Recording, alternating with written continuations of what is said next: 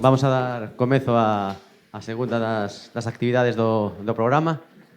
Para esta temos connosco a Belit Lago e a Daniela Urzola, ambas críticas de cinema, programadoras, Daniela tamén investigadora, colabora en numerosos medios, por exemplo, Belit con Miradas e outros máis, e Daniela pois tamén é redactora de Caimán, revistas de cuadernos de cine, unha das publicacións de cinema máis importantes de España.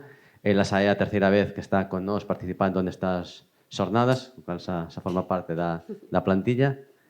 E nada, non vou demorar máis para que non se demore precisamente moito o comezo da actividade, simplemente pois adiantar que o marco que lles presentamos para que elas a partir de aí pois nos leven por onde crean convinte, e ao final da Segunda Guerra Mundial, todo ese período de trauma tras o gran conflicto, as tentativas de reconstrucción, o xordumento da sociedade de consumo, e bueno, toda esa época entre os anos 40 e 50, pois queremos un pouco achegarnos a como todo ese contexto afectou tamén a produción en diferentes cinematografías do mundo. Así que, sen máis, lle deixo o paso a elas. Gracias por vir.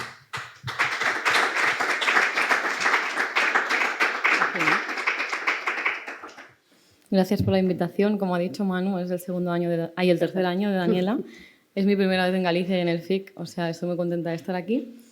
Y nosotras vamos a hablar hoy sobre el cine que se hizo después de la posguerra. No vamos a hablar de aquellas películas que tratan la Segunda Guerra Mundial, sino de los cambios de lenguaje que hubo después de la Segunda Guerra Mundial. Nos vamos a centrar en 4 cinematografías. Vamos a empezar por Japón. Luego vamos a hablar de Estados Unidos, también Francia e Italia. En Japón y Italia, por ejemplo, Mark Cousins, si lo conocéis, es un teórico y también cineasta, hace muchos documentales.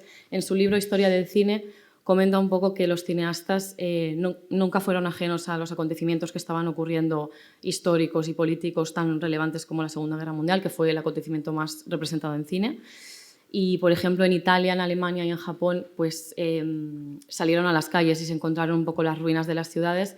En Francia hubo una convivencia de autores ya consagrados en los 30 y luego nuevos autores que surgieron en los 40 y 50.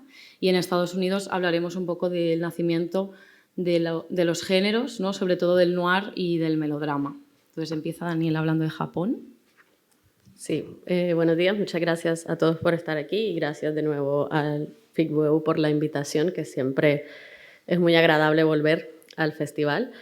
Y bueno, como os ha dicho Belit, vamos a hablar de estas 4 cinematografías, a empezar por Japón. Me parece además, sin planearlo, ha sido muy conveniente que Camille ha finalizado su charla hablando de Japón y ha mencionado algunos nombres en los cuales nos enfocaremos. Así que bueno, retomamos por ahí, pero nos vamos a ir un periodo o unas décadas atrás de lo que nos estaba hablando Camille antes. Entonces, con respecto a Japón en particular, pues todos sabemos que es un agente muy importante en la guerra y de hecho la historia universal, digamos, marca como fin de la guerra el año 1945 con la rendición de Japón. Pero claramente, y esto es lo que vamos a poner en tela de juicio a lo largo de esta charla, el fin de la guerra no se da de manera tan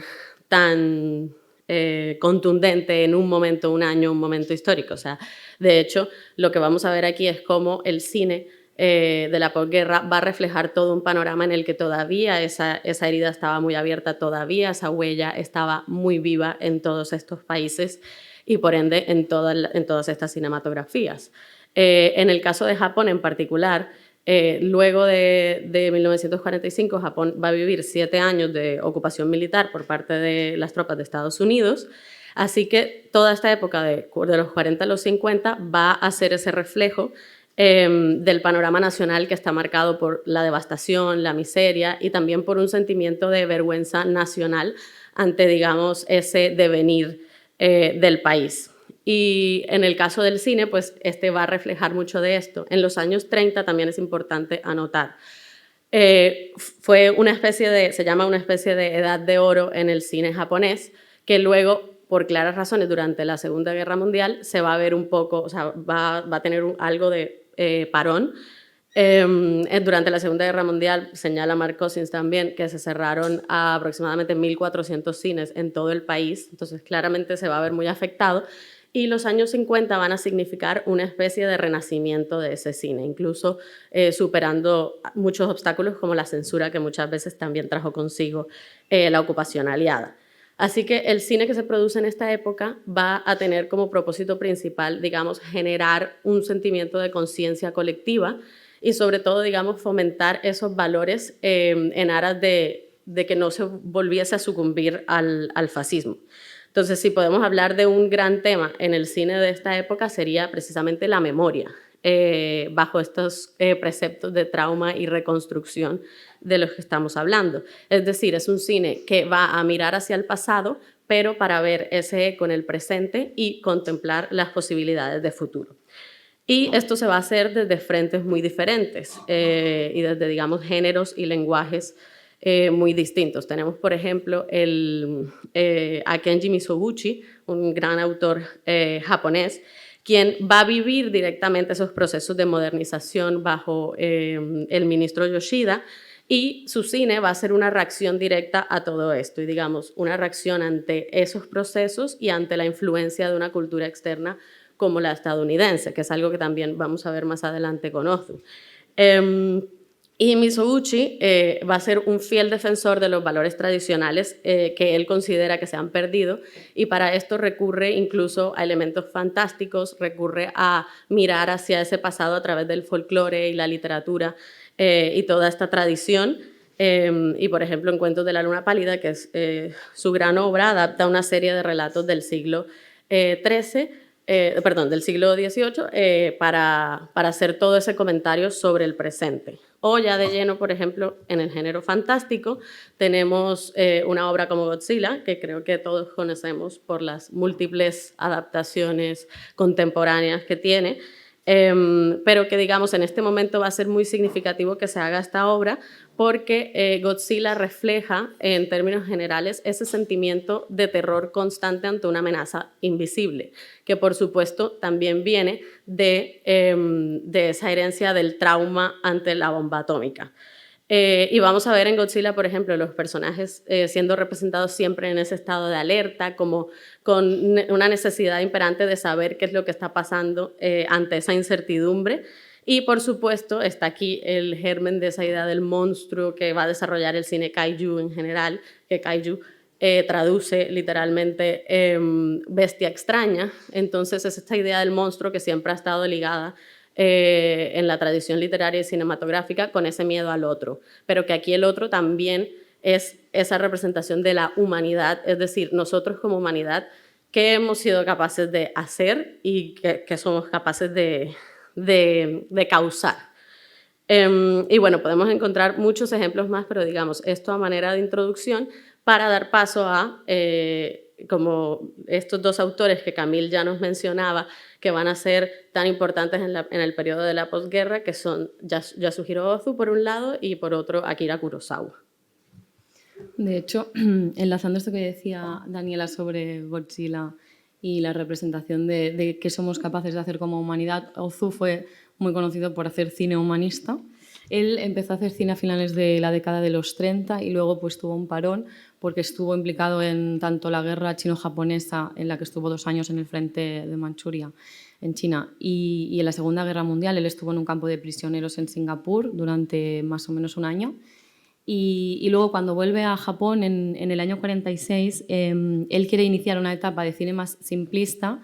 De hecho, en algún momento también se propuso hacer cine bélico. Lo que ocurre es que nunca lo trató de frente, pero sí que es verdad que en el cine de Ozu siempre el tema de la guerra es un tema de trasfondo, siempre lo vemos pues, en los exteriores. Ahora veremos imágenes de alguna de sus películas y en los personajes y la desesperanza un poco, pero luego siempre él, ¿no? Como dice en esta cita, lo que buscaba con el cine, su objetivo era plasmar esa humanidad y ese calor humano que le conmueve, ¿no?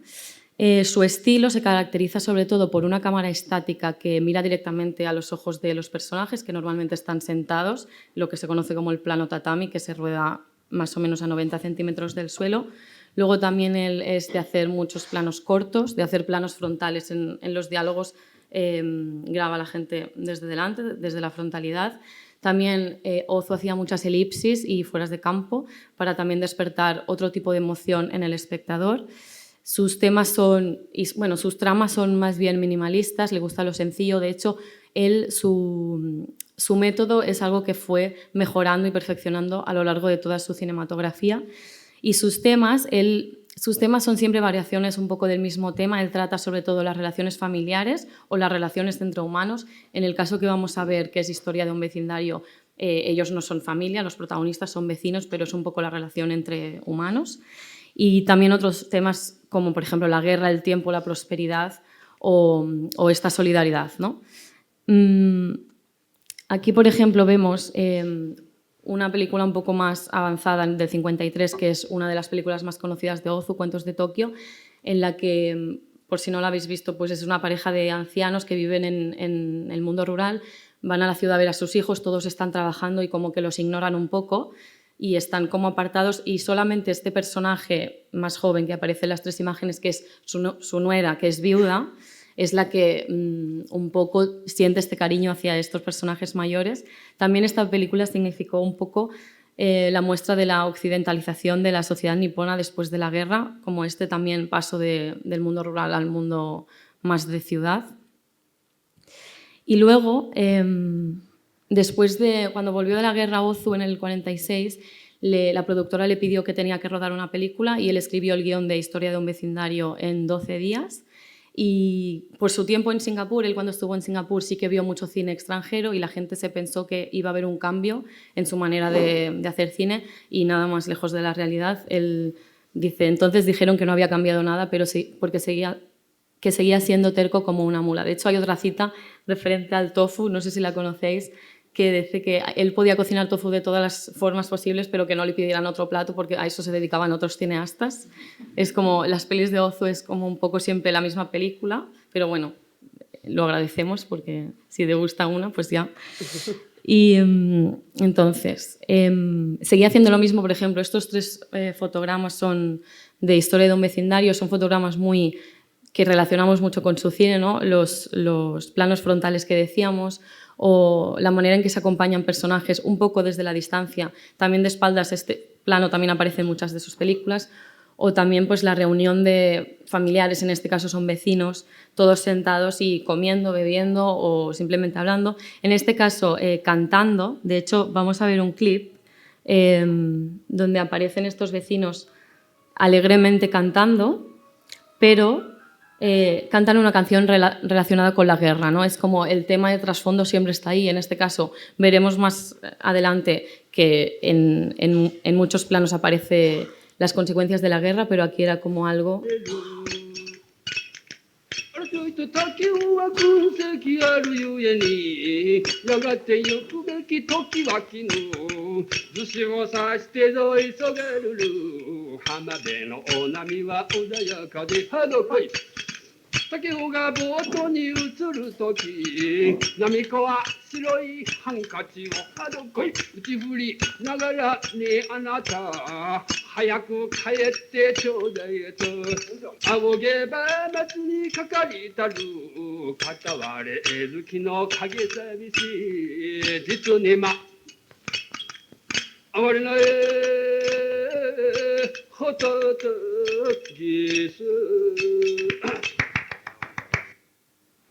Vale, simplemente para que veamos como este momento de comunidad, ¿no? De vecinos, pero que el tema está ahí. La historia, para quien no la conozca, es esta comunidad de vecinos, uno de ellos encuentra a un niño que aparentemente es huérfano y lo lleva a la comunidad y a ver quién se lo puede quedar. Al final se lo queda Otane, que es una viuda, que es la de la izquierda de la primera imagen, y ella no lo quiere al principio. Entonces la película trata un poco la evolución de su relación, como que a ella le estorba el niño constantemente, lo quiere siempre dar a quien sea su hermana o a otro vecino, y finalmente le coge cariño, y cuando el niño se tiene que marchar, porque sí que tenía padre, lo que pasa es que lo había perdido, ella como reflexiona un poco. De hecho, el siguiente clip va sobre esto, pero lo aparco un momento, porque primero quería hablar de un poco los temas qué más temas trata la película y estas recurrencias. Por ejemplo, las ruinas en los exteriores, Vemos que los personajes se pasean por un barrio, pues en algunas ocasiones destrozado, sucio, desolado, muy vacío también. Entonces, hay muchos interiores que entonces vemos la vida familiar, pero luego cuando salimos afuera sí que vemos ese eco y esa decadencia, ¿no? Luego tenemos el trauma de posguerra fue representado por Ozu en esta película a partir de esta manta meada por el niño, ¿vale? Este niño tenía incontinencia urinaria y esto se ve que fue un tema, bueno, fue un problema en Japón real grave porque los niños estaban muy traumados y tuvieron como este estrés postraumático de la guerra y era muy común este problema. Entonces, como la viuda, cada vez, porque sale varias veces, la manta meada colgada fuera, cada vez que ocurre manda al niño como a ventilar la manta. Y también se dijo que la manta, en la última imagen se ve bastante claro que el dibujo que hace la manta puede recordar a la bandera de Estados Unidos. Y era como, mucha gente no se podía creer que Ozu pusiera una bandera de Estados Unidos meada, como mearse en Estados Unidos directamente. Pero bueno, es algo que él nunca confirmó, pero que luego se ha dicho, ¿no? Cuando se han visto las imágenes. Luego, el tema de la solidaridad y la humanidad que decíamos también al principio, el cine humanista de Ozu, aquí lo vemos entre las hermanas y luego entre la viuda y el niño, que es lo que decíamos, ¿no? La evolución de esta relación que acaba también siendo recíproca. Entonces se ayudan, la mujer al principio no le quiere dar ni de comer porque la comida es muy cara, dice, y el niño no lo valora y al final pues le da todo lo que ella tiene y también le pide, ¿no? Que le haga masajes, etc. Vamos a ver el clip del final, donde vemos a Otane como despidiéndose no despidiéndose, el niño ya se ha ido, pero lo que... やっぱりあの子ははぐれたんだよ。さぞ不人情なお父っつぁんだと思ってたら、どうしてとってもいいお父っつぁんで、ずいぶんあの子を探してたんだよ。それがあえてさ、これから親子が一緒に仲良く暮らせると思ったら、どんなに嬉しかろうと思って泣けちゃったんだよ。お父っつぁんだっていい人だよ。ちゃんと挨拶の一通りは知っててさ、割と品もあるし優しかったよ。あんなら坊やも幸せだよ。そうかい、それはまあよかったな。なんてったって坊やも子供だよ。お父っつぁんの顔見たら、せっかく集めた釘や吸い殻すっかり忘れて置いてっちゃったよ。そうかい。親子っていいもんだね。嬉しかったよ私。こんなことなら私ももっとうんと可愛がっててりゃよかったと思ってね。かわいそうに何も知らない子供を邪気にこっつき回してさ。考えてみりゃ私たちの気持ちだってずいぶん昔とは違ってるよ。自分一人さえよきゃいいじゃ済まないよ。早い話が電車に乗るんだって人を押しのけたりさ。人様はどうでもてめえだけは腹いっぱい食おうって了見だろ。いじいじしてのんびりしてないのは私たちだったよ。うん、そう言われりゃ確かにそうだな。そうだったよ。耳は痛いよ。いいもんだね子供って。あの子と一緒に暮らしたのはほんの1週間だったけど考えさせられちゃったよ。いろんなこと。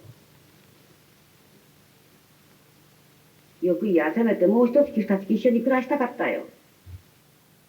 Vale, vemos que se arrepiente un poco de cómo ha tratado al niño y también cómo habla del egoísmo un poco que surgió en la sociedad tras la guerra y de cómo nos hemos convertido en personas egoístas y que no se preocupan por el resto y a partir de la relación entre el padre y el niño pues hace esta también analogía. Y por último, al final de la película hay una secuencia de 6 planos que son estos y vemos 4 planos de niños, es donde ella va a buscar, porque ahora quiere adoptar un niño y le dice, uno de sus compañeros que sale en la escena, le dice que vaya a esta plaza a buscarlo y vemos un poco el reflejo de la actualidad en Japón de ese momento, que eran, tal y como el protagonista había estado toda la película recogiendo colillas y clavos para luego venderlos, aquí vemos varios niños huérfanos, perdidos, abandonados, separados de sus padres por la guerra, recogiendo colillas en la plaza y como un poco dejados de la mano de Dios. Y Daniela pasa a hablar de Kurosawa. Vale, pues en el cine de Akira Kurosawa vamos a ver también muchos de estos temas que va a tratar Ozu. de una manera muy diferente, con un lenguaje muy diferente. Pero siguen siendo películas con un fuerte compromiso social y lo vamos a ver en muchas de sus obras más conocidas, por ejemplo en Vivir o Ikiru, que es el segundo fotograma, que es de 1952, vemos precisamente esa idea de mostrar la resiliencia del pueblo japonés a través de digamos, esta especie de héroe común, ¿no? O sea, la idea de que el héroe no necesariamente está en esta noción más épica del cine, sino que podemos encontrarlo en el afloramiento del individuo, pero siempre es esta concepción del individuo, y ahí es que también dialoga mucho con Ozu, la concepción del individuo que va más allá de sí mismo, es decir, va más allá de ese egoísmo, y lo vamos a ver ahora más adelante. Y luego también son películas en las que él va a ir perfeccionando un estilo que va a ser muy influyente en la historia del cine, más allá de Japón, en la historia del cine occidental también. De hecho, Mark Cousins habla del cine de Kurosawa como un manual o un libro de estilo para el cine en todo el mundo. Y lo vamos a ver, por ejemplo, en su uso del teleobjetivo, que lo que va a hacer es darle mucha profundidad de campo a sus planos, y también el uso de tomas largas, que también resuena con Mizoguchi, por ejemplo. Y él decía que él grababa de lejos a los actores porque de esa manera les daba mayor libertad de movimiento, lo cual les daba mayor rango de interpretación, y va a ser un elemento fundamental de su estilo formal. O por ejemplo también en Los Siete Samuráis, otra de sus grandes obras de 1954, vemos cómo él refleja ese comienzo de una nueva era, precisamente lo que hablábamos, ¿no? Aproximándose al pasado, narrando una historia que tiene lugar en el pasado, pero que claramente está hablando de un presente en el que el país está sufriendo cambios muy profundos. Y vamos a hablar en concreto de otra de sus obras más reconocidas, que es Rashomon, de 1950. Es una obra que se proyectó en el Festival de Venecia sin el permiso de Kurosawa, y luego llegó incluso a ganar un Oscar, dando a conocer su cine y siendo muy influyente en muchos cineastas de Estados Unidos y de Occidente en general. Es una obra, de nuevo, ambientada en el pasado, está ambientada en el siglo XII. A este tipo de películas se les llama Jidaigeki, que son películas de época que suelen tener lugar, digamos, en el Japón feudal o en el periodo Edo, como todas estas historias de samuráis, de geishas, etcétera, que se contrapone al otro género, que sería el Gendaigeki, que son las películas que tienen lugar en el mundo contemporáneo. Pero, como vamos a ver, se trata de lo que venimos diciendo, esa mirada al pasado, en este caso concreto, una fábula medieval, pero que nos va a hablar sobre el mundo contemporáneo y sobre muchos de los sentimientos de crisis del ser humano en el periodo de la posguerra. De nuevo vemos el uso del teleobjetivo, que va a ser tan importante, lo que les decía, que le va a dar muchísima profundidad de campo a los planos de esta película, y sobre todo lo más importante del discurso de Rashomon va a ser esa idea de mostrar los diferentes puntos de vista, porque la película, para quienes no la hayan visto, va sobre un crimen y sobre tres versiones sobre el mismo crimen, sin saber cuál es la versión verdadera. Entonces voy a poner aquí un clip muy corto donde, digamos, voy a quitar el sonido porque voy a hablar por encima. Pero la estructura narrativa del film la dicta precisamente esta idea de mostrar diferentes puntos de vista, y se estructura un poco como historias dentro de la historia, ¿no? Y lo interesante es que esta es la primera historia que se narra, la primera versión, digamos, y ya aquí Kurosawa muestra, a partir de esta secuencia, cómo a lo que nos estamos enfrentando como espectadores es precisamente a ese encuentro de diferentes miradas. Y lo que va a llevar todo esto es a que veamos que cada una de estas historias cada una de las versiones, de las narraciones, se reconstruye visualmente como esa historia dentro de la historia, sin darle prioridad a una o a la otra. Todo esto de los diferentes puntos de vista también él lo va a enfatizar a través de una composición triangular en muchas ocasiones, donde pone eso precisamente los fotogramas de abajo son de esas 3 versiones de la historia de las 3 personas implicadas en el crimen que se ha cometido. Pero también lo vemos en los fotogramas de arriba, son 3 hombres que son los que van a narrar la historia al espectador, digamos, y en quienes vamos a ver una serie de reflexiones, como señalaremos ahora. Y todo esto en lo que se traduce, o digamos, lo que refleja de este momento de posguerra en Japón es la crisis de la verdad. Y hay este fotograma, por ejemplo, en el que estos hombres están teniendo una discusión sobre, uno de ellos dice, es que no podemos no creer en el ser humano porque si no viviríamos en un infierno, y el otro, que es mucho más pesimista, le dice, es que efectivamente vivimos en un infierno. Y este otro hombre más, como que aún tiene fe en la humanidad, como que entra en una crisis. Y el otro le pregunta esto, que en otra traducción que me gusta mucho también, dice, piénsalo, de estas 3 versiones, ¿en cuál crees y cómo decides eso? Entonces, ahí Kurosawa lo que hace es lanzarnos a nosotros como espectadores directamente esa pregunta. Es decir, ver cómo esos 3 relatos son válidos, porque lo que Kurosawa nos está mostrando es que hay que resistir ese relato imperante de la historia. Es decir, no hay una única verdad social y la verdad depende mucho de la percepción individual. Y por eso es que él le da a cada una de estas historias el espacio de reconstrucción necesario, para que nosotros nos hagamos esta pregunta que en últimas no sabemos responder, porque no sabemos cuál de las 3 versiones realmente es la que está contando algo, y lo verdadero.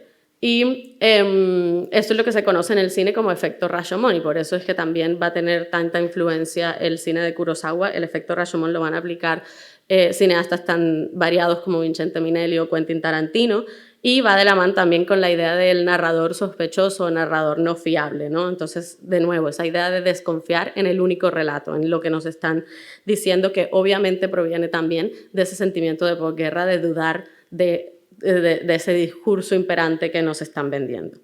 Y esto lo va a hacer Kurosawa a través de lo formal. O sea, se corresponde el discurso con lo formal de una manera magistral. Y lo vamos a ver primero, por ejemplo, en técnicas como el plano contra plano, que es la clásica técnica para mostrar, digamos, esa conversación o ese intercambio, en este caso de miradas, de amenazas entre un individuo u otro.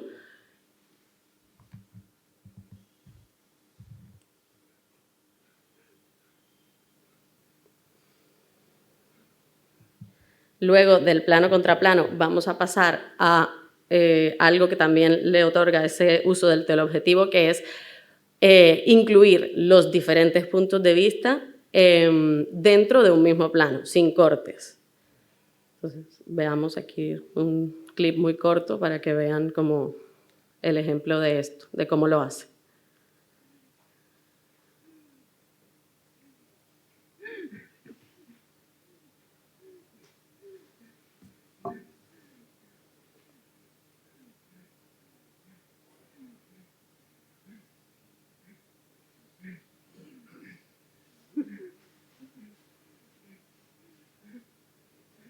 Es decir, es una secuencia donde en un solo plano él está, primero empieza del lado de uno de los personajes, de la perspectiva de uno de los personajes, y lentamente va cambiando a la perspectiva del otro.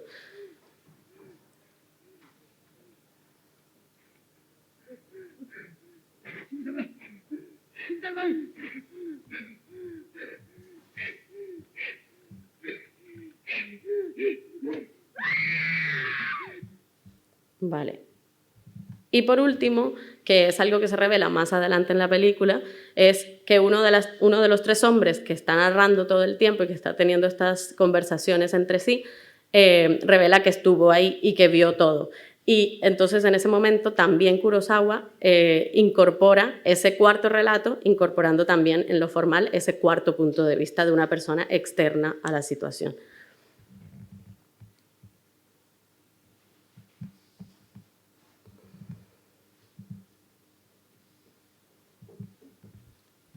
Y lo que les decía, estos tres hombres a lo largo de la película van a tener una serie de reflexiones que van a reflejar mucho esos sentimientos de completa desolación y pérdida de fe en la humanidad en la posguerra, pero eso al final va a contrastar con un final de la película que tiene un tono mucho más esperanzador y que en ese sentido acerca a Kurosawa, a lo que veíamos de Ozu, por ejemplo, en Historia de un vecindario, ese clip que veíamos, con la mujer hablando de que tenemos que dejar de ser egoístas. Esta reflexión también está en Rashomon, y al final este personaje que está teniendo una crisis a lo largo del film le dice a uno de los otros hombres, gracias a ti puedo conservar mi fe en la humanidad. Y este otro hombre también le dice al más pesimista, al que representa a ese hombre individualista, egoísta, le dice, no se puede, tenemos que superar ese egoísmo, ¿no? O sea, todo el mundo es egoísta y deshonesto y así como humanidad pues no vamos para ningún lado. Y precisamente resuena con una cita directa de Akira Kurosawa, que es la que ponemos aquí, que es el que dice que la humanidad arranca en el momento en que se deja de ser instintivamente egoísta y se repara a mirar otros puntos de vista, que es en últimas pues lo que está mostrando Rashomon a través de este relato de tres historias y de la crisis de la verdad. Entonces, ahora pasamos a otro lado del mundo, que es Estados Unidos. Y obviamente mientras todo esto está aconteciendo, en esta otra sociedad americana, estadounidense, vamos a ver también los efectos de la guerra en el cine de las décadas de los 40 y de los 50, como esos años o décadas de devastación. Y es un momento en el que, si bien hay cineastas que siguen haciendo, digamos, películas más a la norma, más convencionales, un poco más ajenas a esa realidad de la guerra, vamos a tener una serie de cineastas que se van a empezar a interesar por esa realidad que se está viviendo en otros lados del mundo. Es algo que con lo que entran en contacto a través de las noticias, pero también muchos de ellos van a entrar en contacto con el cine que se está haciendo en varios lados de Europa, como por ejemplo el neorrealismo italiano, que llegaremos allí eventualmente. Entonces va a ser un momento, los 40 y los 50, donde el cine de Estados Unidos se va a volver progresivamente más oscuro y va a adquirir, digamos, un nuevo propósito que va a ser desmitificar y un poco poner en tela de juicio ese sueño americano que el gobierno quiere vender, ¿no? Entonces, un poco mostrar esa decadencia del paraíso americano. Y a esto, obviamente, se le suma un conjunto de circunstancias, tanto en lo cinematográfico como en lo político. Por un lado, vamos a ver unos procesos de transformación profunda en la industria, porque, por ejemplo, los años 40 es el momento en que mueren muchos de los nombres importantes del cine clásico, como Lubitsch, que muere en el 47, Griffith en el 48 o Fleming en el 49. Y también es un momento en que se da un punto de inflexión en el cine, porque se está viviendo la era McCarthy, que fue la que trajo consigo todas estas investigaciones anticomunistas, esta casa de brujas, por parte del Comité de Actividades Antiestadounidenses, así se llamaba, y que va a sacar esta lista negra de Hollywood, y esto va a conllevar una serie de despidos masivos en la industria. Y en lo político, específicamente en los años 50, cuando Eisenhower llega a la presidencia, se va a fortalecer mucho esta idea de Estados Unidos como un país idealizado, un país de valores cristianos, burgueses, de clase media, y esto va de la mano con también la creación del mito de la suburbia, ¿no? Estas casas de las familias perfectas de clase media, con la valla blanca, alejados de lo urbano, cerca de la naturaleza. Y mucha gente, este mito se va a vender, mucha gente se va a mudar de las ciudades hacia afuera, y esto también lleva consigo que la gente deje de ir a los cines y todo recaiga en el poder de la televisión, que obviamente a su vez se relaciona con el auge de la sociedad de consumo y todo lo que se vendía a estas familias perfectas como se quería convencer. Todo esto va a llevar a que en el cine también haya muchos cambios y se desarrollen géneros diversos. Y vamos a ver, por ejemplo, el musical, que en apariencia va a ser algo como para vender una idea más alegre de la realidad o más bella, pero realmente hay muchos musicales que también tienen dentro de sí una cierta crítica a la sociedad, una cierta crítica a Hollywood, como vemos, por ejemplo, en Cantando bajo la lluvia, que muestra, digamos, todo ese de manera muy sutil, porque está bajo esta tela de algo muy alegre, de una película muy feliz, pero que también muestra, digamos, como todo ese lado más oscuro de todo lo que hay que sacrificar para llegar a la fama en Hollywood. O el género del western, que aquí en los 50 vamos a empezar a ver ejemplos muy subversivos dentro de este propio género, como puede ser Johnny Guitar de Nicholas Ray, que es una película donde la protagonista es una mujer muy masculina, y esto, a través de este personaje, presenta una reacción, una resistencia ante esos ideales de la masculinidad en esa América de Eisenhower. Y también es un poco imbuir al western de una sexualidad que muchos espectadores estadounidenses van a ver como una amenaza. De hecho, Johnny Guitar es una película que no fue bien recibida en su momento en Estados Unidos, como sí lo fue en otros lados del mundo, como en Francia. Por ejemplo, Truffaut va a ser defensor absoluto de este film. Y va a haber dos géneros en específico que se van a desarrollar mucho en este momento y que reflejan mucho de esa crítica social de la posguerra, que son el noir y el melodrama, que es de lo que vamos a hablar ahora.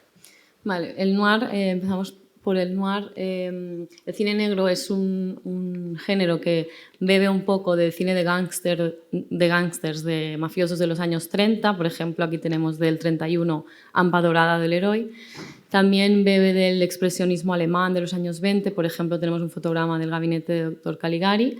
Y por último, también bebe del pesimismo del realismo francés, por ejemplo, de Carnet, del que hablaremos un poquito en la parte de Francia, con esta película El muelle de las brumas del 38. El cine noir, un poco lo que sus características están sobre todo en la iluminación, como todos sabemos, del expresionismo, también, este juego de luces y sombras, también en la construcción de los personajes masculinos. Son personajes masculinos cegados por el dinero, están psicológicamente trastornados. Esto también viene bastante del expresionismo, y también representan un poco tiene una visión corrupta del mundo. Por otro lado, los personajes femeninos, nace la figura de la femme fatale. Lo que pasa es que a veces no es tan positiva, en el sentido de que, como decía ella, el personaje de la mujer representa como una amenaza para el hombre.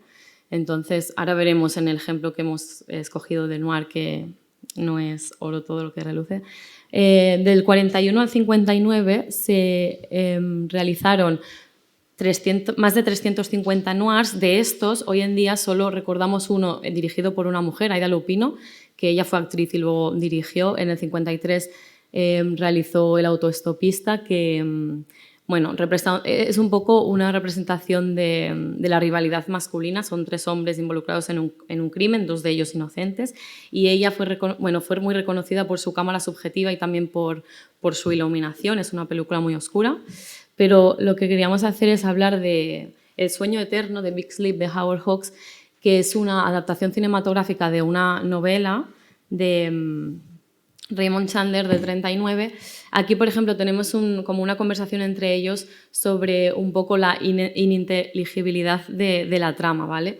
Le decía Howard Hawks a Chandler que le explicara quién había matado a quién, y al final Chandler le decía, entonces yo tampoco lo sé, ¿no? Y a Howard Hawks lo que le preocupaba no era que se entendiera su película, sino, dice al final, tan solo iba a probar a hacer buenas escenas.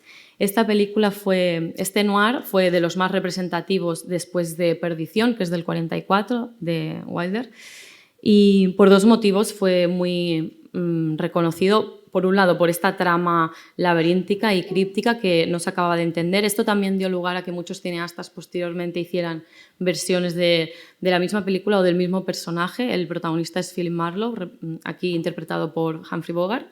Y luego también otra de las características de este noir es que en el guión participó Leigh Brackett, que era una novelista también de ciencia ficción y de misterio, que posteriormente participaría con Howard Hawks en Río Bravo, por ejemplo, incluso con Robert Altman en Un largo adiós y en El imperio contraataca junto a Irving Kershner en los 80. Y es una película que tiene todos los elementos del noir, es decir, el detective que hemos dicho, el detective privado, Philip Marlowe, la femme fatale, que ahora veremos que hay una femme fatale, pero hay varios personajes femeninos interesantes. Luego, pues toda la estética de las gabardinas, los sombreros, los cigarrillos, las persecuciones, los chantajes y las muertes, pero sobre todo fue recordado por esta trama que no se entendió en su momento. De hecho, cuando yo vi la película, que no la había visto para preparar la presentación, le dije a Daniela como, creo que no he entendido mucho quién mata a quién. Es un poco, porque hay muchos personajes, pero luego como investigando hemos visto pues, que en su momento, tanto en su momento como ahora, pues era la gracia del film, ¿no? A él lo que le importaba a Howard Hawks era la atmósfera, la tensión generada a través de los diálogos entre personajes y no tanto que se entendiera la historia. Entonces, referente a los personajes femeninos, a las femme fatales, tenemos a la principal, que es Viviane, interpretada por Lauren Bacall, y luego tenemos 4 personajes femeninos más que tenemos a la librera, arriba a la izquierda, luego la taxista a la derecha y abajo a una bailarina, una hostess de un bar que va Philip Marlowe, y luego abajo a la izquierda tenemos a la hermana de Viviane, que es Carmen.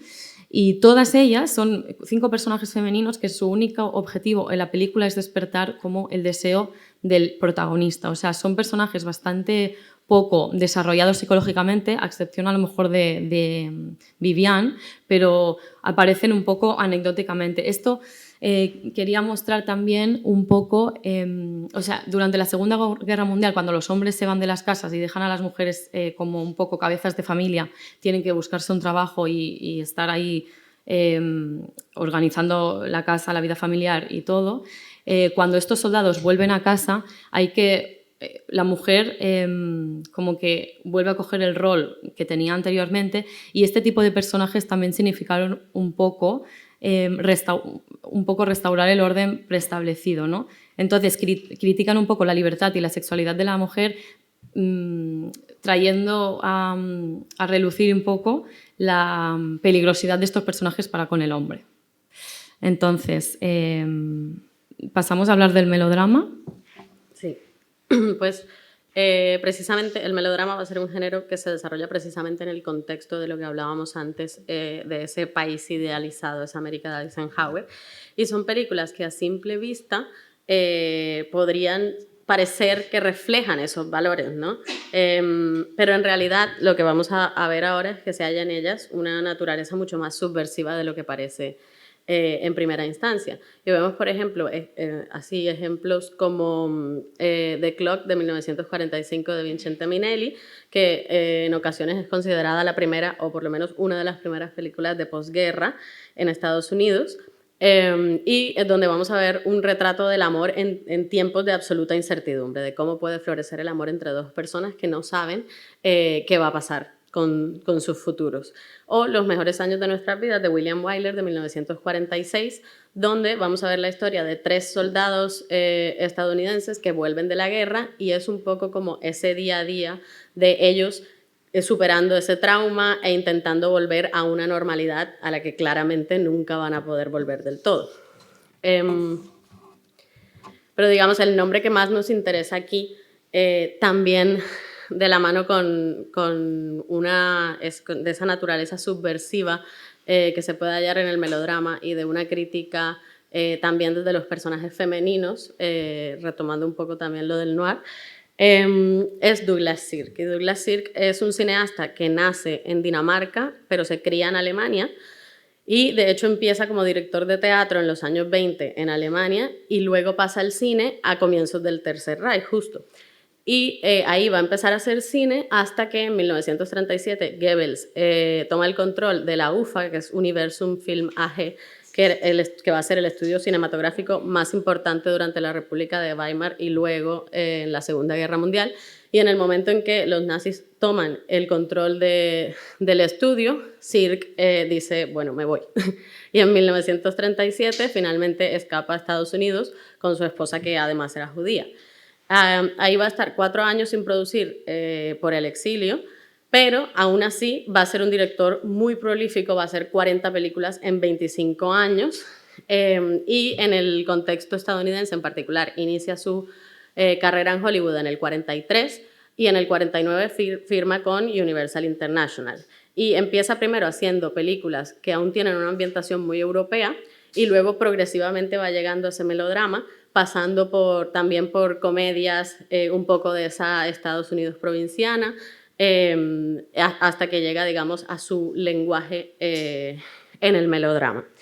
Y en los años 50 va a ser el momento de sus mayores éxitos. Tenemos películas como las 4 que vemos aquí, que son Obsesión del 54, Su gran deseo del 53, Escrito sobre el viento del 56 o Imitación a la vida del 59, que va a ser su último melodrama antes de que se retire finalmente en Suiza.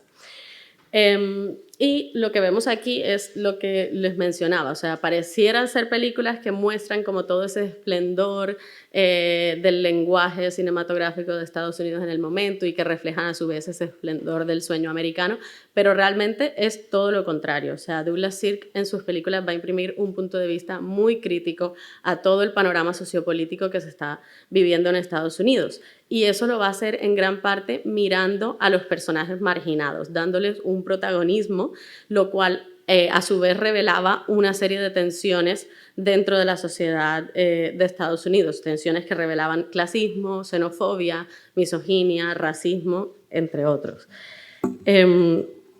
Y todo esto lo vamos a ver en una de sus mayores obras, que es Solo el cielo lo sabe, de 1955, donde se narra la historia, de manera muy breve, de una mujer viuda, Carrie Scott, que empieza a tener una relación con un hombre que es mucho más joven que ella y que además ha sido su jardinero. Y ella vive precisamente en esta suburbia de la Bahía Blanca, de las fiestas en el country club, y esa alta sociedad que es su círculo social, pues va a rechazar estos comportamientos por parte de ella, porque no solo es una mujer, sino que además es una mujer viuda. Entonces lo que se espera de ella es simplemente que se retire de la vida, es una mujer que ya no puede tener deseo, y que haga esto es completamente pues, en contra de toda la norma. Y ahí ponía esta cita de Wim Wenders, porque creo que refleja muy bien cómo en las películas de, lo que él dice, en las películas de Sirk se derrumba completamente ese ideal de la sociedad estadounidense. Y vamos a ver, por ejemplo, desde detalles muy al comienzo de la película, como que ella va a una fiesta con un hombre, con otro hombre, y se pone un vestido rojo, y cómo la reciben, digamos, esas mujeres de la élite de su círculo social cuando ella llega, es un poco como esa antesala de que en los ojos de ese círculo en el que ella se mueve, ella se va a comportar mal, ¿no? O sea, no está teniendo los comportamientos que debe tener una mujer viuda. Y Fassbinder, por ejemplo, quien va a reinterpretar muchos de los melodramas de Sirk, va a ser un autor muy influenciado por el cine de Sirk. Él va a decir que en las películas de Sirk lo interesante de los personajes femeninos es que ellas piensan, es decir, que es algo que él no había observado en un cineasta antes y que ve cómo las mujeres no solamente están ahí como a lo mejor veíamos, por ejemplo, con el tema de la femme fatale en El sueño eterno, o sea, no están ahí para un hombre, ¿sabes? No están ahí para producir una reacción en el hombre, sino que ellas por sí mismas reaccionan ante su realidad, ante sus circunstancias. Y vamos a ver, digamos, cómo hay en esta película, que ya mencionábamos en todo el cine de Sirk, pero aquí está muy claro, ese tema de clase constantemente presente. O sea, ya decíamos, el hombre con el que ella empieza una relación es mucho menor y es su jardinero. O sea, son dos circunstancias que van a hacer que a ella se le cuestione constantemente y todos le digan como no puede ser que esta sea tu decisión. Pero además de esos cuestionamientos, también es la idea de mostrar a través de la puesta en escena, por un lado, que hay un mundo más allá de esa suburbia americana, ¿no? Porque ella está con su jardinero, que es interpretado por Rock Hudson, y él la lleva a su mundo, a la casa que él está construyendo en el campo, a donde sus amigos, y vamos a ver constantemente, digamos, esos paralelos entre el barrio de la suburbia y la casa de los amigos, los coches o detalles incluso mínimos como ella en su casa tiene todo un armario donde se guardan los abrigos, mientras que cuando llega donde los amigos de él pues simplemente lo dejan en el sofá, ¿sabes? Como, o sea, cosas, detalles así que parecen mínimos pero realmente están reflejando todo un ecosistema de la sociedad del momento. También en los espacios, o sea, en esa contraposición de cuando ella va a la fiesta en el country club al comienzo y que está incómoda y que todo es guardar las formas con las otras personas versus cuando va a una fiesta con él, donde unos amigos de él, y la vemos a ella completamente, o sea, divirtiéndose, siendo libre, siendo feliz. Y todo esto pues lo que va a reflejar es ese discurso sobre por qué está prohibido para ella rehacer su vida, por qué está prohibido para ella enamorarse de ciertas personas, y que vamos a ver también reflejada en esa puesta en escena en cómo Cirque la va a encuadrar a ella en muchos momentos. Y por ejemplo vemos este paralelo de cuando está con él en la casa de él, mirando hacia afuera los dos abrazándose, y luego cuando ha renunciado a estar con él, que no es el final de la película, tiene un final más bonito, pero hay un momento en el que ha renunciado a estar con él y la muestra mirando al contrario, mirando ella adentro, mirando hacia afuera, llorando, completamente encerrada en esa vida que no quiere tener, pero que tiene por las exigencias de los demás. Y es lo que vemos en últimas, en esos encuadres que él hace cuando la pone como dentro de espejos en su casa, que vemos en el piano, o cuando llegan los hijos y la vemos ahí encuadrada en esas obligaciones que tiene como madre y como señora de la sociedad, y especialmente en ese momento cuando ella ha renunciado a estar con él, porque los hijos se lo piden, básicamente, y es Navidad y los hijos le traen una televisión de regalo. Y esto también es muy importante y es algo que se va a mencionar antes en la película.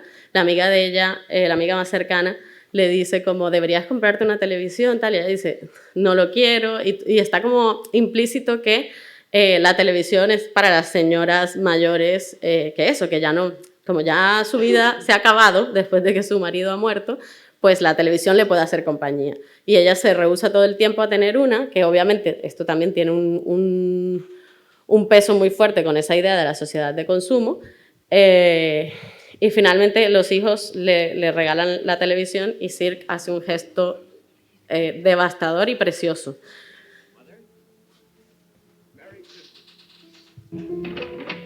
Merry Christmas, Mrs. Scott, and Happy New Year. Kay and I couldn't afford anything but a table model, but it's got a nice-sized screen, and it's easy to operate. All you have to do is turn that dial, and you have all the company you want, right there on the screen.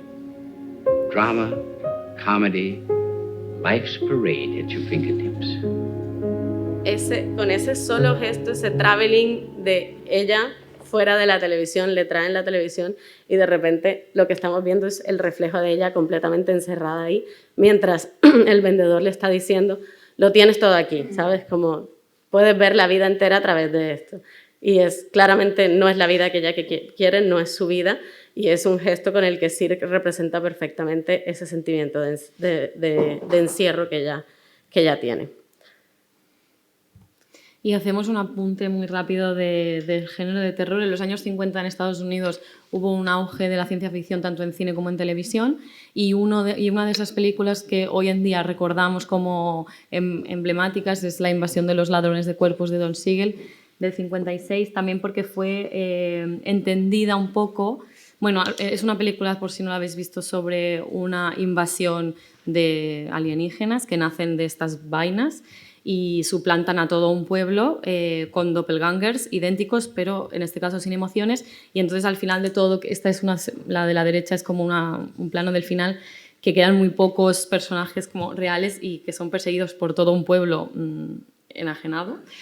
Y se entendió en su momento en Código Político como una metáfora del terror al comunismo, pero luego tanto el director como el guionista como el productor dijeron que para nada, que más bien era una crítica a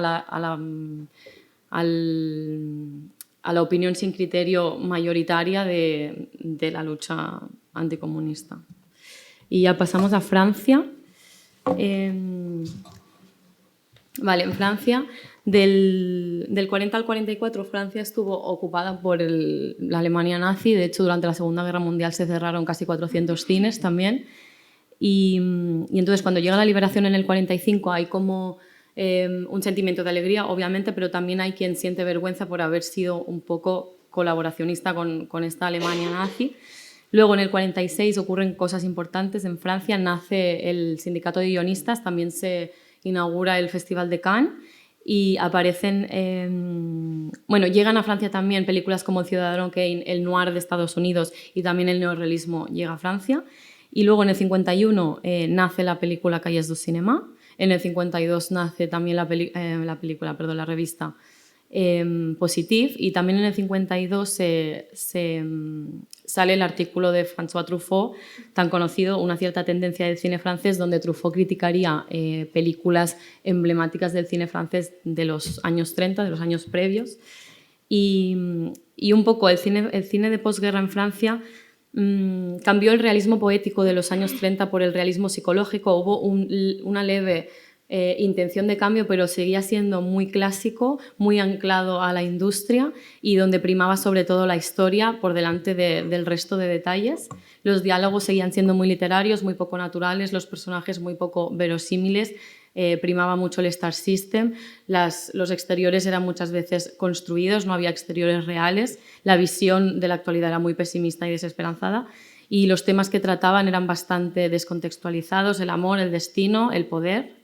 Y luego hubo una convivencia de autores ya consagrados en los años 30, Carnet, Gans y Renoir, por ejemplo, con nuevos directores que empezaron a dirigir en los años 40 y 50, como Bresson, Cocteau o Tati. Hablaremos un momento de Carnet. Él era comunista, entonces tenía que hacer cine ambientado en el pasado para un poco escapar la censura. Para él era muy importante la estética y la nostalgia. Y sus temas recurrentes eran como la imposibilidad del amor como salvación del humano, y un poco también la inevitabilidad del destino. En esta película, que fue la primera película estrenada en Francia tras la liberación, Los niños del paraíso, de 1945, es una historia de amor entre Garance, que es la protagonista, con varios hombres, que se ambienta en el siglo XIX, en el teatro parisino del siglo XIX. Truffaut diría que hubiera cambiado todas sus películas por haber dirigido Los niños del paraíso. Es una película de 3 horas que está partida en 2 partes porque la censura del momento no permitía hacer películas más largas de 1 hora y media, entonces él hizo como 2 partes. Y estuvo nominada al Oscar a Mejor Guión Original. El guión es del poeta francés Jacques Prévert y fue un éxito rotundo. La película cuenta la historia de Garance, como hemos dicho, que era un artista, con 4 hombres muy distintos que representan diferentes maneras diferentes masculinidades. Las más interesantes son las de la izquierda, que son, por arriba tenemos a Frédéric, que era un actor de teatro más tradicional que era muy extrovertido y quería ligarse no solo a Garance, sino a todas las mujeres. Y abajo a la izquierda tenemos a Baptiste, que era mimo, entonces él era como muy expresivo, pero como facialmente muy expresivo o gestualmente, pero luego para él Garance era como un amor platónico y idealizado, ¿no? Vale. Vamos un poco mal de tiempo. Vale, quería enseñaros un clip del inicio de... Pero creo que no, que mejor los del neorrealismo. Vale. El inicio de esta película es anuncia el tono del cine, que era multitud de acciones a la vez, un montón de gente y un montón de decorados. Entonces esto dialoga con el cine de Bresson, en el sentido de que son contrarios.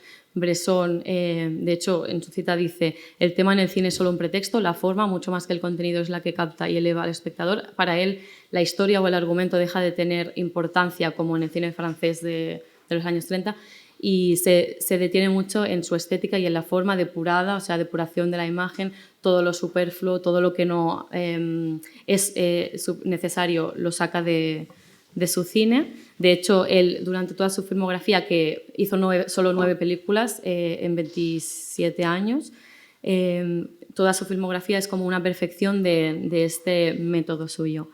En su cine también tenemos los modelos bressonianos, que eran los actores con los que él trabajaba, los llamaba modelos porque quería que se expresaran a través de la menos emotividad posible. Aquí vemos 4 de sus personajes. La mujer es Agnes de Las Damas del Bosque de Bolonia, del 95, que ya es como la semilla que será el resto de sus personajes. Tenemos al cura de El diario de un cura de campaña, de 51.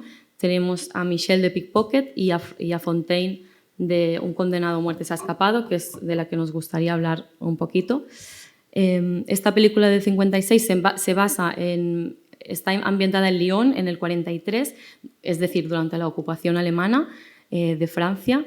Y es una película que, como su título indica, no da pie a ningún tipo de suspense porque ya sabemos cómo acaba la película. O sea, la película no queremos saber el final porque ya lo sabemos, sino es detenerse como en los hechos que van pasando. Al final es un plan de fuga de un condenado a muerte, ¿no? De Fontaine.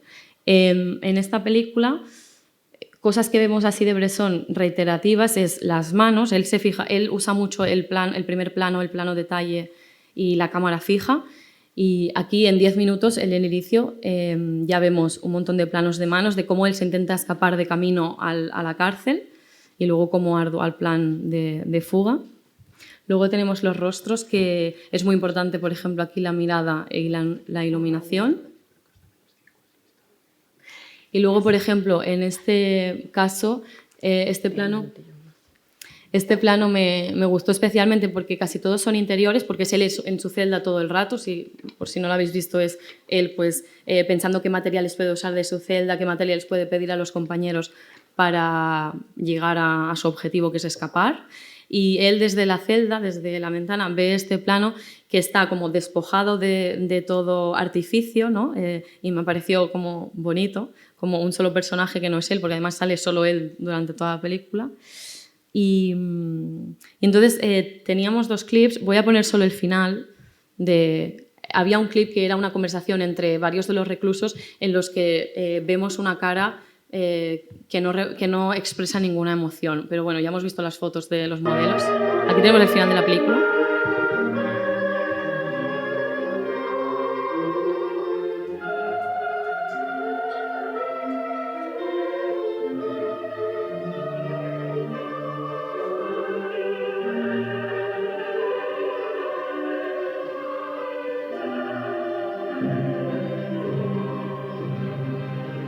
Ya está, estamos 1 hora y media casi viendo cómo este chico se quiere escapar y le dedica 1 minuto al camino hacia afuera sin ningún tipo de celebración de nada. Es simple, vale, el fin no me importa, lo que me importa es cómo he llegado hasta aquí. Y nada, decir que se me ha olvidado que Bresson y Ozu caminan bastante de la mano, porque los dos también intentaron a lo largo de su cine depurar completamente su forma, y Bresson igual va un paso más allá. De hecho, aquí la música es creo que la única vez que se usa música, al principio y al final, pero no hay música en toda la peli. Y eso, pasamos a... Sí, muy brevemente hablar de otros 2 cineastas que coexisten con Bresson, pero cada uno de formas completamente diferentes. Y por ejemplo, Jean Cocteau no era particularmente crítico de la ocupación, hay que decirlo, pero lo mencionamos porque también hay otra aproximación a ese cine de posguerra en Francia, y en esta ocasión, digamos, un cine anclado más en el mundo fantástico. Él va a adaptar, por ejemplo, cuentos de hadas con La Bella y la Bestia, o mitos clásicos como en su trilogía órfica, que está inspirada en el mito de Orfeo, todo trayéndolo también, actualizándolo en contexto contemporáneo, como vemos en Orfeo de 1950, que tiene lugar en el mundo contemporáneo, pero reinterpreta, digamos, ese mito y ese relato a través de los postulados de un lenguaje muy surrealista, muy inspirado también por Georges Méliès y este tipo de estrategias para crear muchos efectos visuales. Y luego otro autor que se va a otro terreno también completamente diferente, que es el de la comedia, y se trata de Jacques Tati, cuyo cine va a estar muy influenciado por el de, por ejemplo, Charles Chaplin o Buster Keaton, por ejemplo. De este último en particular hereda lo que son las tomas largas, la importancia del espacio, sobre todo esa inclusión de la arquitectura. Para él, mostrar esa arquitectura como un reflejo de ese impulso de industrialización y modernización en la posguerra va a ser muy importante, y siempre va a tener también ese componente crítico. Él se va a fijar más, digamos, en los detalles, en los incidentes, despojándose mucho más como digamos, de una trama como tal, y en eso se acerca un poco a lo que vamos a ver ahora con el neorrealismo. Pero también es como la idea de dejar de lado esos primeros planos, hacer planos mucho más generales donde el individuo sea parte de ese espacio, y que en últimas lo que muestra es cómo se vive en esta sociedad ultramoderna, casi futurista, donde el individuo tiene sentimientos de soledad, de angustia, y en últimas es un espacio que aliena al individuo por completo. Y es lo que vemos, por ejemplo, en una película como Mi tío, donde el señor Hulot, que es este personaje que va a estar en muchas de sus películas, interpretado por el propio Tati, pasa de una vida mucho más tradicional a visitar a su hermana en una casa que se conoce como la Villa Arpel, que recuerda, por ejemplo, las construcciones de la Bauhaus, y es muy como esta idea de la vivienda unifamiliar moderna, que aquí obviamente es mucho más moderna, es lo que decía, como futurista, pero que a su vez revela esa frialdad y que revela también unas ciertas contradicciones, digamos, de una arquitectura que es muy atractiva por esas condiciones tecnológicas, pero que al final resulta impráctica. Y, por ejemplo, hay una escena en la que vemos al niño, al hijo de la hermana, jugando en su cuarto, porque a pesar de que hay mucho espacio libre, mucho jardín, ninguno es realmente funcional. Entonces es como perdemos por las apariencias y por este impulso, se pierden las necesidades reales del individuo. Y lo vemos, o sea, aquí es la mirada sobre la vivienda unifamiliar moderna, que luego en Playtime también vamos a ver sobre la vivienda colectiva, o la famosa casa sobre ruedas que construye para Traffic. Digamos, es algo que va a atravesar todo su cine.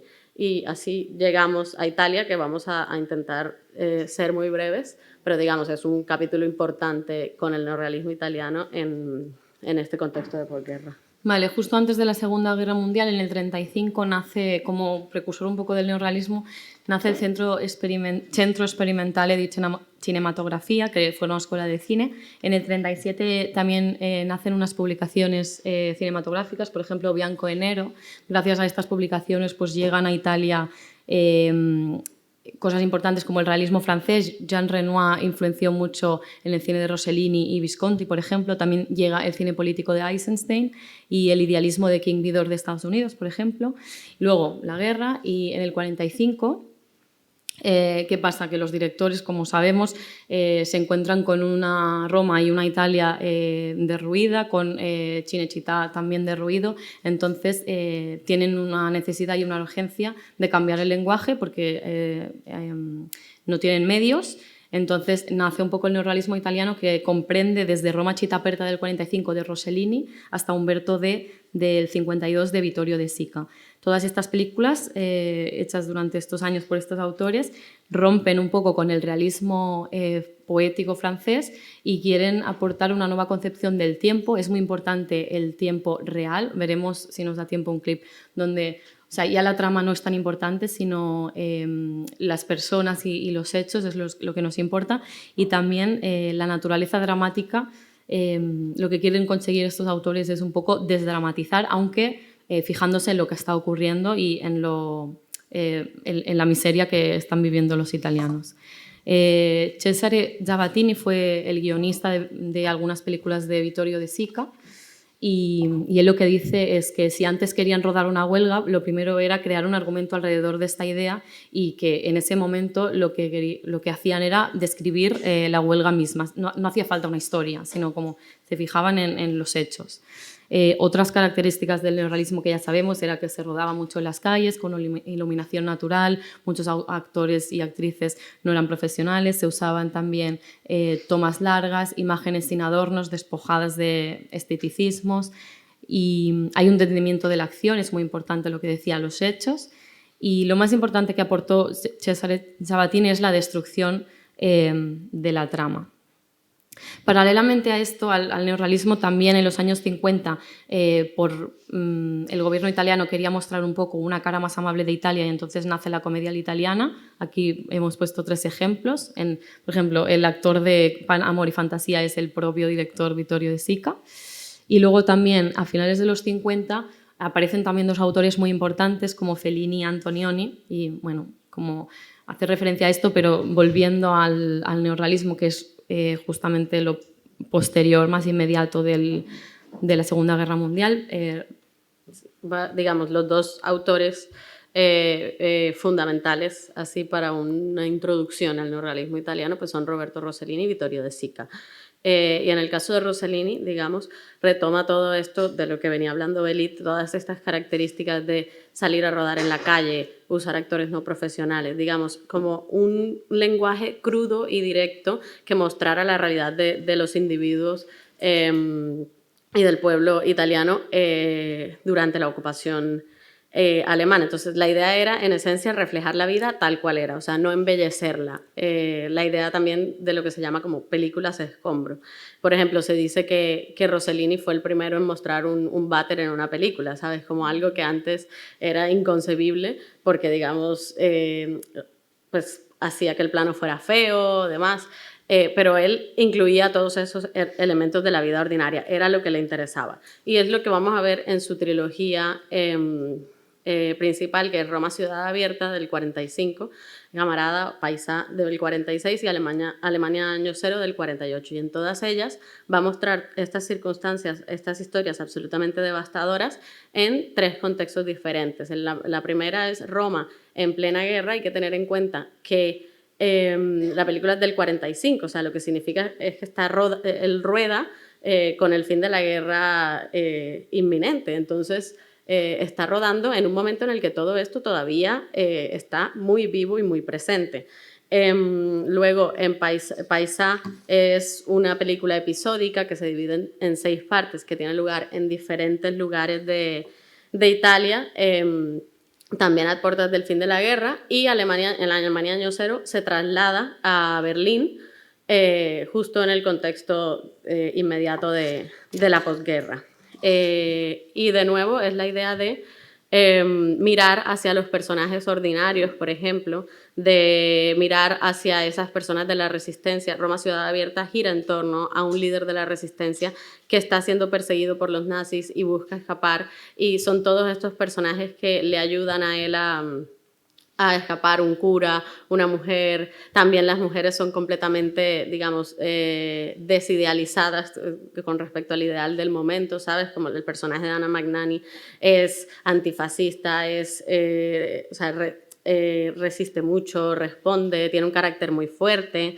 Y en esencia lo que va a hacer Roma Ciudad Abierta es precisamente un retrato de la ciudad y de su lucha contra el fascismo. Y en una conversación que tienen el líder de la resistencia y su mujer, que es interpretada por Anna Magnani, se siente casi como si Rossellini le estuviera hablando o enviando un mensaje al pueblo italiano, donde ella está diciendo: no sé cuándo va a acabar esto, no sé cuánto más podremos soportar, y él le dice: todo pasará y volverá de nuevo la primavera y será más hermosa que las otras porque seremos libres. Entonces es un poco como está mostrando de manera muy cruda lo que sucede, y eso, por ejemplo, se ve reflejado en una de las, que no lo voy a poner, pero es una de las escenas más icónicas de la historia del cine, que es cuando el personaje de Anna, a él lo arrestan y el personaje de Anna Magnani sale corriendo detrás del coche y le disparan. Y todo eso pues lo vemos y es un poco también como Rossellini nos está dando esta esperanza, pero a la vez nos está mostrando lo difícil que es mantener esa esperanza en las circunstancias que se están viviendo. Y a la vez también aligera un poco, o sea, es una película muy trágica por esas circunstancias y el final también es muy trágico, muy bello también. Pero también usa un tono cómico en ocasiones y, por ejemplo, al mismo tiempo que está pasando esta secuencia de la redada y del asesinato de Pina, del personaje de Anna Magnani, también vemos como casi una comedia con el cura y el niño pequeño, entonces un poco como ver también cómo bebe de distintas tradiciones cinematográficas, como por ejemplo el costumbrismo, mucho más en ese tono mucho más ligero. Paisa, lo que les decía, narra 6 historias en el invierno de 1944 en diferentes lugares de Italia, entonces mostrando esa realidad en diferentes contextos, pero en esencia lo que busca es un enfoque mucho más intimista de mostrar historias y relaciones completamente inesperadas entre personajes italianos y estadounidenses. Y Alemania Año Cero, a diferencia de Roma Ciudad Abierta, Roma Ciudad Abierta, si ya de por sí es trágica, pero digamos tenía ese tono un poco esperanzador, Alemania Año Cero rompe completamente con eso, es una película muy triste, pero que precisamente lo que busca es mostrar lo que decíamos antes, ¿no? O sea, se ha acabado la guerra, pero ¿con qué nos ha dejado? ¿Con qué realidad nos ha dejado? Y empieza la película, abre haciendo un recorrido por las ruinas en Berlín y nos muestra a este personaje principal que va a ser un niño que se tiene que buscar la vida de diferentes formas. Con eso también resuena lo que mencionaba Belit con Ozu y la idea de la infancia perdida también. Y nos va a mostrar a esta familia que vive en un edificio en ruinas, o sea, las ruinas no solamente fuera, sino dentro también. Y es una idea de una desesperanza absoluta en todo momento a través de estos diferentes personajes y esa desesperanza se ve en detalles sutiles como las conversaciones que tienen y luego en otros detalles muy directos como cuando... No hay tiempo para poner el clip, pero bueno, el niño recoge como un reproductor de vinilos y pone una grabación y se escucha como la voz de Hitler diciendo como venceremos, tal, y al tiempo que se está escuchando eso, Rossellini nos va mostrando las ruinas y las personas en la ciudad completamente destruidas. Y ese tono desesperanzador pues se lleva hasta el final, donde, esto sí, es spoiler, pero bueno, donde el padre de la familia está diciendo siempre, está enfermo y dice, solo soy una carga, debería morirme, tal, y el niño lo envenena y lo mata. Y los últimos 15 minutos de la película son, el niño se va de la casa y es seguir al niño por la ciudad, como un poco él intentando buscar compasión de otras personas, como intentando buscar un poco una salida a lo que mientras cae en cuenta de lo que ha hecho, pero el final es absolutamente devastador, el niño se suicida y así termina la película. Entonces es un poco mostrar esa realidad completamente cruda, como decíamos, y por ejemplo ponía esta cita porque Rossellini decía que no le importaba si no enfocaba bien, si no estaba bien encuadrado, y decía, si por error ruedo una escena hermosa, pues la elimino de inmediato, porque no le interesaba embellecer, para él el cine no estaba para eso, sino para mostrar tal cual ese sufrimiento de la sociedad y de los individuos. Vale, rápidamente, Vittorio De Sica fue como el otro tótem del neorrealismo, también tuvo esta trilogía. Básicamente trata los mismos temas que Rossellini, la desesperanza más bien después de la guerra, el hambre del pueblo, la frustración también. El Limpiabotas del 46 ganó un Oscar en el 48 a Mejor Película Extranjera. Son 2 niños que se dedican a limpiar botas. Su sueño es comprarse un caballo, que es de las imágenes más bellas y oníricas de la película, pero rápidamente por culpa del hermano de uno de los niños los encierran en un reformatorio y entonces vemos como una especie de evolución de estos personajes, como diríamos hoy en día un coming of age, que acaba pues trágicamente. Y lo que quería Vittorio De Sica aquí en esta película es representar pues eso, la tristeza y y un poco también, porque también vemos como a las madres de los niños, ¿no? Desde sus casas y en la miseria un poco en la que viven. Y también la idea de Alemania Año Cero de centrarse como en la subjetividad de los niños. Luego, bueno, esta escena también me gustó porque es como la despedida de uno de los niños con una de sus amigas en un plano contra plano desde dentro de la furgoneta de la policía y la calle, y como el plano del principio y del final se ve descompensado ya augurando la fatalidad que vemos al final. Luego El ladrón de bicicletas del 48 también es un referente, las escenas míticas del robo de la bicicleta, etc. A mí esta escena me gustaba porque pone en contraposición con es un padre y un hijo que buscan una bicicleta que le han robado al padre, y entonces ya desesperados y frustrados porque no la encuentran, con las últimas monedas que tienen van a un restaurante a comer, y hay también un plano contra plano con la mesa de al lado, los niños se miran y es como el niño un poco al final es consciente de que está como desubicado y que la mesa de al lado pues nada tiene que ver con su realidad. Y este es el final. Al final el padre, ya desesperado porque si pierde la bicicleta no tiene trabajo, roba una bicicleta y el niño lo mira con esta mirada un poco de juicio, enfadado, ¿no? Porque su padre ha hecho algo indigno, y al final como vuelven a casa llorando los dos como, bueno, es que no teníamos otra salida. Al final la bicicleta no se la lleva y es bastante trágico también el final. Luego, y ya para acabar, Umberto es la historia de un señor mayor que solo tiene a su perro y es él intentando sobrevivir también en la Roma, en la miseria, y no lo consigue y al final, bueno, aquí vemos su casa, le destrozan, como él vive en una pensión, la dueña de la pensión no lo quiere, entonces él va al hospital porque está malo y cuando vuelve le ha destrozado la habitación, y también es como una metáfora de la ciudad destrozada. Estos dos planos me parecían muy bellos, pero a la vez también muy desalmados, como la suciedad de la cocina lleno de hormigas. Y luego el último plano es él que ya desesperado va con el perro, que ha intentado darlo a diferente gente, nadie lo ha querido, y es como que va a suicidarse a la vía del tren, pero el perro como se le escapa, y es una manera como que el perro le da una segunda oportunidad y al final no acaba tan mal, aunque bueno, es bastante triste la película, es muy tierna, pero es bastante triste. Y hasta aquí. Sí, simplemente por cerrar, y perdón por extendernos Sí. un poco, traíamos esta cita de Roma Ciudad Abierta, donde después de que están torturando al personaje principal, un oficial nazi se acerca al otro y le dice, estás borracho, tal, y él le dice, bebo todos los días para intentar olvidar. Y hace como todo un discurso en el que dice, hemos cubierto Europa de cadáveres, lo único que sabemos hacer es matar, matar, matar, y eso solo ha generado odio, y en últimas vamos a ser aniquilados por ese odio sin esperanza alguna.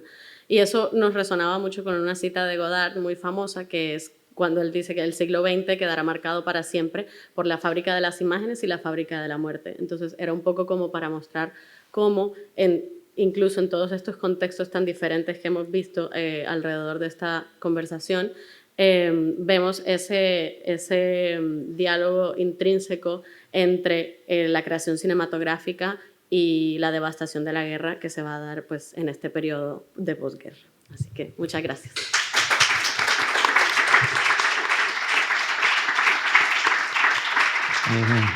Gracias, Daniela. Gracias. Belit, por toda la presentación, por el esforzo de condensación. Sabe un pouco tarde, pero bueno, se queredes unha ou dúas preguntas, sí que nos podemos permitir. Non sei se alguén ten algo aí que lle apetezca compartir.